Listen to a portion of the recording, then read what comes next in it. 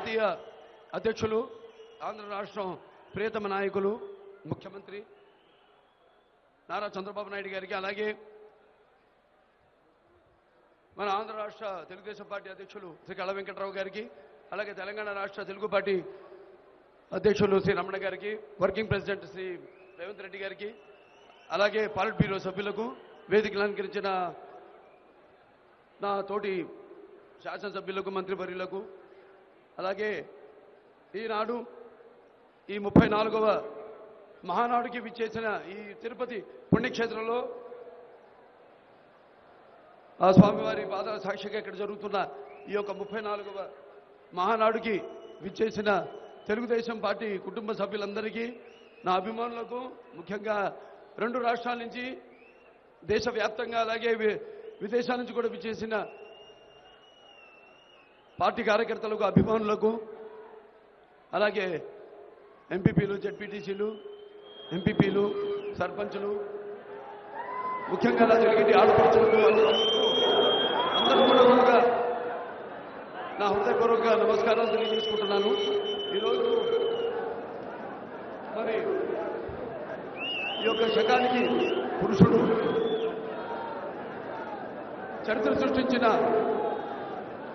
గౌతమిపుత్ర శాతకర్ణి మన తెలుగువాడు, అలాగే మన తెలుగువాడు కాకపోయినా తెలుగు ప్రజల గురించి, వాళ్ళ బాగోగుల గురించి అహర్నిశలు ఆలోచించిన శ్రీకృష్ణదేవరాయలు చరిత్రలో మిగిలిపోయాడు. అలాగే కండకావరంతో కళ్ళు నెత్తికెక్కి కర్రపెత్తనం చేస్తూ వాళ్ళ విచ్చలవిడిగా రాజ్యం సాగిస్తున్న కాంగ్రెస్ పై ఆనాడు 83వ సంవత్సరంలో మరొక చలచిత్రరంగాన్ని వదులుకుని అంతవరకు మగడలేని మహారాజులుగా వెలుగొందిన నందమూరి తారక రామారావు గారు తొడగొట్టి సింహం నిద్ర లేచి గడప దాటి కాలు దువ్వి చరిత్రను తిరగరాసిన ఎన్టీ రామారావు గారు మన తెలుగువాడు.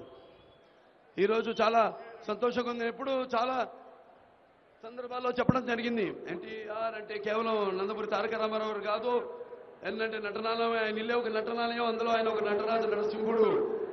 టీ అంటే తారమండలంలోని తారక ధృవతారకుడు, ఆర్ అంటే రాజర్షి రారాజు, రాజకీయ దురంధర యుగంధరుడు, రమణీయ రమ్య కమనీయ సౌమ్య గుణధాముడు అని అందరి మహానుభావులు కార్యాలు. ఒక మనిషి మహోన్నత విద్యాపథంలోకి నడవాలంటే, అత్యున్నత శిఖరాలకు ఎదగాలంటే సత్సంకల్పం కావాలి, అత్యున్నత దీక్ష పొందాలి, నీ దారిలో నువ్వు నడవాలని మా నాన్నగారు నాతో ఎప్పుడు చెప్తుండేవారు. ఆయన మాటలతోనే చెప్పడం కాకుండా చేతలతో చేసి చూపించిన వ్యక్తి. అంటే ఎటువంటి వ్యతిరేక పరిస్థితులకు బెదరక వెన్ను చూపక ముందుకు సాగిన ధీరోదాత్తుడు, తెలుగు జాతీయ ఆత్మగౌరవాన్ని కాపాడిన మహానుభావుడు, అలాగే తెలుగు వెలుగును ప్రపంచ నలుమూలలో వ్యాప్తం చేసిన తెలుగు వెలుగు నందమూరి తారక రామారావు. మనం ఎక్కడ పడితే అక్కడ తన మహానుభావులని ఉంటాం. పరివర్తిత సంసారే మృతం భోగాన జాయితే సజాతం ఏన జాతైన జాతి వంశ సమున్నతి. అంటే ఎవరైతే పుట్టి తన కుటుంబానికి, తన ఊరికి, తన గడ్డకి, తన జాతికి, తన దేశానికి, రాష్ట్రానికి, తన దేశానికి కీర్తి ప్రతిష్టలు, పేరు ప్రఖ్యాతులు విడిపెడతారో, ఎవరైతే తీసుకొస్తారో వాళ్ళ జన్మకి పూర్తి సార్థకత. నేహామి ప్రణాశోసి ప్రత్యవాయోన విద్యతే నా స్వల్పమప్పస్య ధర్మస్య త్రాయితే మెహతో భయాత్ అంటాం. అంటే అటువంటి మహానుభావులకి ఈ చావు పుట్టుకలంటే భయం ఉండవు. అటువంటి వాళ్ళే మహాపురుషులుగా, లేకపోతే అవతార పురుషులుగా అందరి హృదయాల్లో చిరస్థాయిగా మిగిలిపోతారు. మరి అటువంటి ఎన్టీ రామారావు గారు మన జాతిలో పుట్టడం మనకి ఎంత గర్వకారణమో, ఈరోజు మరి అంత ముందు మన మద్రాసీలుగా పిలువబడే మన అందరినీ కూడా ఒక ప్రత్యేకమైన గుర్తింపు తీసుకొచ్చి ప్రపంచవ్యాప్తంగా, అంటే తెలుగు జాతి స్ఫూర్తిని పెంచడమే కాకుండా తెలుగు భాష, సంస్కృతి, సాంప్రదాయాలను. ఒక్క సెకండ్ చూడయా, అందరూ కూర్చోండి. అక్కడ వెనకాల అక్కడ వాటర్ శాచెట్స్ కానీ బటర్ మిల్క్ శాచెట్స్ వేస్తున్నారు. దయచేసి ఎవరైద్దని కూర్చోండి. Please sit down. ఏమీ లేదు, కూర్చోవాలి, అందరూ కూర్చోవాలి. వాటర్ సప్లై ఇసిరేస్తున్నారు. అక్కడ క్రమశిక్షణ పాటించాలి. ఎవరైతే ఇసిరేస్తున్నారో వాళ్ళు జాగ్రత్తగా ఉండాలి. Be careful. సప్లై చేసే వాళ్ళు డిసిప్లిన్ ఉండాలి. వాలంటీర్స్ కూడా సూపర్వైజ్ చేసుకోవాలి. వాలంటీర్స్ అనే వాళ్ళు పర్ఫెక్ట్గా చేయాలి. ప్లీజ్ అందరూ కూర్చోండి. ఇంకా కొంతమంది ఉన్నారు లాస్ట్లో. Please down. తమిళ్లో కూర్చోవాలి. అక్కడ పోల్ దగ్గర కూర్చోవాలి. ఎవరు ప్రెమిసెస్ లో మాత్రం నిలబడుకోవడానికి వీలు లేదు. ఎవరు నిలబడుకోవాలంటే పక్కకెళ్ళి బయటకెళ్ళి నిలబడుకోండి. క్రమశిక్షణ చాలా ముఖ్యం. Please carry on. అలాంటి మనకు ఒక ప్రత్యేకమైన గుర్తింపు తీసుకొచ్చి అలాగే ఆయన మా పార్టీ స్థాపించిన 9 నెలలకే అధికార పీఠాన్ని అధిష్ఠించి అంతవరకు అధికారంలో ఉన్న పదవులకు దూరంగా ఉన్న మరి వెనుకబడిన తరగతుల వారికి, దాడిత పీడిత వర్గాల వారికి, అలాగే మైనారిటీ వాళ్ళందరూ కూడా అధికార పీఠం మీద తీసుకొచ్చి కూర్చోబెట్టిన మహానుభావుడు నందమూరి తారక రామారావు గారు. అలాగే ఎన్నో విప్లవాత్మకమైన పథకాలని ప్రవేశపెట్టి గూడు గుడ్డ కనీస అవసరాలైన వాటిని సమకూర్చిన మహానుభావుడు ఆయన. అంతవరకు ఏదో 4 తాటాకులు ఇచ్చి 500 రూపాయలు ఇల్లు కట్టుకోమని వారికి అందరూ కూడా మరి ఒక విప్లవాత్మకమైన భవనాలని వాళ్ళని ఉండడానికి ఇళ్ళు, పక్క ఇళ్లను కట్టించిన మహానుభావుడు. అలాగే చేనేత వస్త్రాలు ఏమి సగం ధరకి ఒక చీర దోవతి, అలాగే కిలో బియ్యం 2 రూపాయలకి ఆనాడే ఒక ఆహార భద్రత విప్లవాన్ని తీసుకొచ్చిన ఏదైతే ఇప్పుడు కేంద్ర ప్రభుత్వం ఇక్కడ ఆచరిస్తుందో మన దేశంలో, దాని ఆనాడే ఒక ముందు విషన్తో ఆనాడే ప్రారంభించిన మహానుభావుడు నందమూరి తారక రామారావు. అలాగే ఆయన ఎన్నో మహిళల కోసం అయితేనేమి ప్రత్యేకమైన ఇక్కడే ఈ తిరుపతి పుణ్యక్షేత్రంలో పద్మావతి విశ్వవిద్యాలయాన్ని, అలాగే మహిళలుగా తండ్రులు సమాన హక్కులు, అలాగే ఈ యొక్క స్థానిక ఎన్నికల్లో వాళ్ళకి రిజర్వేషన్లు ఇవన్నీ కూడా కల్పించిన మహానుభావుడు. ఎన్నో విప్లవాత్మకమైన మొత్తం మన రాష్ట్రమే కాకుండా యావత్ దేశం ఆ యొక్క పథకాలన్నింటినీ కూడా ఆదర్శంగా తీసుకుని అమలు చేసిన వాటన్నిటికీ ఒక సృష్టికర్త నందమూరి తారక రామారావు. అలాగే మరి ఈనాడు ఇవాళ మనం ఒక ప్రత్యేకమైన రాష్ట్రం అంటే ఒకటి మనం ప్రపంచంలో పంచకెట్టని వాడిలో ప్రపంచంలో మనగాడు, అలాగే కండువా వేసి గడప దాటని మొనగాడు, పంచపక్ష పరమాన్నాలు పళ్ళ ముందు పెట్టిన గోంగూర కోసం వేచి ఉండేవాడు ఎవడయ్యా వాడు, ఇంకెవరు మన తెలుగువాడు అన్నట్టు మన తెలుగువాడి యొక్క రూపానికి ప్రతిబింబం నందమూరి తారక రామారావు. మరి అలాగే ఆయన ఎన్నో ఈరోజు మరి ఆయన 93వ యొక్క జయంతిని పురస్కరించుకొని ఇక్కడ ఎప్పుడో అప్పుడు పార్టీ స్థాపించి అధికారంలోకి వచ్చాక 83లో అనుకుంటా ఇక్కడ తిరుపతిలో మహానాడు జరిగింది. ఆ తర్వాత మళ్ళీ ఇప్పుడు ఈ 34వ మహానాడు కార్యక్రమం ఇక్కడ జరగడం చాలా సంతోషంగా ఉంది. అది కూడా ఈ పరిస్థితుల్లో ఇవాళ మనం ఒక కొత్త రాష్ట్రం ఏర్పడింది. ఈ కొత్త రాష్ట్రం ఏర్పడిన సందర్భంగా మొట్టమొదటిసారిగా ఆంధ్ర రాష్ట్రంలో ఈ తిరుపతి పుణ్యక్షేత్రం జరగడం చాలా ఆనందదాయకంగా ఉంది.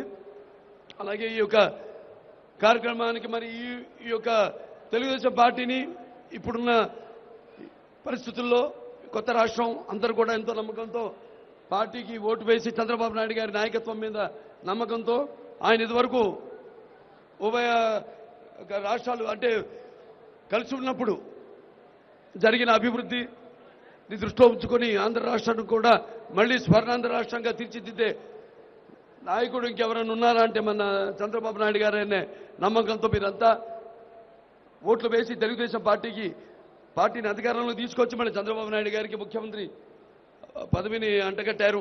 మరి ఆయన ఎంతో మరి ఆయనకున్న అనుభవం, ఆయనకున్న క్రమశిక్షణ ఆయన చెప్తూ ఉంటారు ఎప్పుడు నాకు నాన్నగారి నుంచి అబ్బిలి అని. ఇవన్నీ క్రమశిక్షణ అయితేనేమి, ఈ యొక్క ఆత్మవిశ్వాసం అయితేనేమి, ఈ యొక్క దూరదృష్టి అయితేనేమి, అలాగే అదే బాటలో ఆయన నడుస్తూ ఈ రాష్ట్రాన్ని ఎంతో చాకచక్యంతో ముందుకు తీసుకెళ్తున్నారు అభివృద్ధి పథంలో. ఆయన రేయింబౌడు కూడా కళ్ళకు నిద్ర లేకుండా, అలాగే కాళ్ళకు విశ్రాంతి లేకుండా అహర్నిశలు ఆయన కృషి చేస్తున్నారు. త్వరగతిన మన ఆంధ్ర రాష్ట్రం ఇప్పుడు అమరావతి ఏదైతే నేను ఇప్పుడు చేస్తున్నాను గౌతమ బుద్ధ శాతకర్ణి చిత్రం, ఆ చిత్రం ఆయన గౌతమ బుద్ధ శాతకర్ణి పుట్టింది తెలంగాణలో కోటిలింగాల్లో. మరి అక్కడ మెదక్ జిల్లాలో ఆయన పెరిగి తర్వాత ఇక్కడ అమరావతిని రాజధానిగా చేసి అటు పైన ప్రతిష్టానపురం అంటే ఉజ్జయిని దాన్ని కూడా రాజధానిగా 3 రాజధానులకు ఎలాగైతే కృష్ణదేవరాయలకు ఉండేవో అలాగే 3 ఉత్తర రాజస్థాన్ నుంచి దక్షిణ మైసూరు అలాగే అక్కడ మన కడలూరు వరకు ఆయన మొత్తం ఈ యావత్ భారతదేశాన్ని ఏక ఛత్రాధిపత్యం మీద పరిపాలించిన చక్రవర్తి మన తెలుగు చక్రవర్తి. సో అలాగే ఈనాడు ఈ యొక్క ఏదైతే ఈ రాష్ట్రాభివృద్ధి ఉందో దాన్ని ముందుకు అన్ని రంగాల్లో కూడా అభివృద్ధి చేసుకుంటూ అలాగే ప్రజల సహాయ సహకారాలతో మీరందరూ ఎంత మనకి ఈ యొక్క ఆర్థిక ఒత్తిడి ఉన్న ఇబ్బందులు ఉన్నా కూడా మరి ఇచ్చిన హామీలన్నీ కూడా నెరవేరుస్తూ రైతుల రుణమాఫీ అయితేనేమి డాక్రా మహిళల రుణమాఫీలు అయితేనేమి చేనేత కార్మికుల యొక్క రుణమాఫీలు అయితేనేమి ఇవన్నీ కూడా ఒక ప్రణాళిక ఆర్థిక ప్రణాళిక రూపొందించి ముందుకు పెడుతున్నాం. తప్పకుండా ఈ యొక్క కేంద్ర ప్రభుత్వం యొక్క సహాయ సహకారాలు కూడా మనకి వాళ్ళు ఇచ్చిన వాగ్దానాలు వీటన్నిటి కూడా నెరవేరుస్తారని వాడిపైన మీరు ఒత్తిడి తీసుకొచ్చి తప్పకుండా వాళ్ళు ఇచ్చిన హామీలు అన్ని కూడా వాళ్ళంతా నెరవేర్చేలా మీరందరినీ వారిని ఒప్పిస్తారని అలాగే ఇక ముందు ఈ రాష్ట్రాన్ని ఏదైతే అందరూ కలలు కంటున్నారో దాన్ని ఒక స్వర్ణాంధ్ర రాష్ట్రంగా ఆ నాయకులతో తీర్చిదిద్దుతుందని ఈ యొక్క రాష్ట్రం నమ్మకం ఉంది అందరికీ. అలాగే కార్యకర్తలు ముఖ్యంగా ఎలాగైతే దేశానికి ఊళ్ళు పట్టుకొమ్మలో అలాగే తెలుగుదేశం పార్టీకి ఉన్న కార్యకర్తలు ఇంకా ప్రపంచంలో ఏ పార్టీకి లేదు. అంకితభావంతో స్వచ్ఛందంగా తమ ప్రాణాలకు సైతం లెక్క చేయకుండా ఆస్తిపాస్తుల్ని కూడా తాకట్టు పెట్టి అమ్మి పార్టీ ఆవిర్భావం నుంచి కూడా పార్టీకి అంటుకుని నీడలా ఉంటున్న కార్యకర్తలందరూ కూడా పూర్తి ఇప్పుడు ఎన్నో నామినేటెడ్ పోస్టులు ఉన్నాయి, వాటికి కూడా ఎన్నో మీకు ఆటంకాలు ఉన్నాయి అంటే రాజ్యాంగ పరంగా వాటన్నిటి కూడా అధిగమించి న్యాయం చేయగలిగే శక్తి సామర్థ్యాలు ఉంది మీకు. కాబట్టి వాళ్ళన్నింటినీ కూడా దృష్టిలో ఉంచుకుని కార్యకర్తలందరూ కూడా పూర్తి న్యాయం చేయాలని సభాముఖంగా తెలియజేసుకుంటూ అలాగే కాంగ్రెస్ హయాంలో ఈ 10 సంవత్సరాల్లో ఎన్నో ఇళ్లు పట్టాలు ఇవ్వడం జరిగింది. చాలా మందికి ఎంతోమంది ఒక్కొక్కరి పేరుతో 5-6 పట్టాలు తీసుకోవడం జరిగింది. అందులో ఇళ్ళు కట్టలేదు. వాటన్నిటి కూడా మా క్యాన్సిల్ చేసి మన అర్హులైన వారందరూ కూడా ఈ యొక్క పట్టాలు పంచిపెట్టాలని అందరి కార్యకర్తల తరఫున మీ అందరికీ మీకు సవినయంగా మనవి చేసుకుంటున్నాను.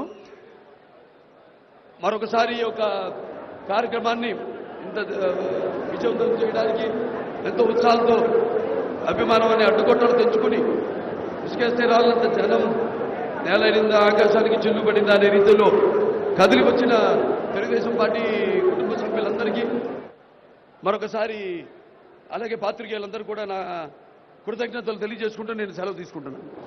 జై తెలుగుదేశం, జై ఎన్టీఆర్.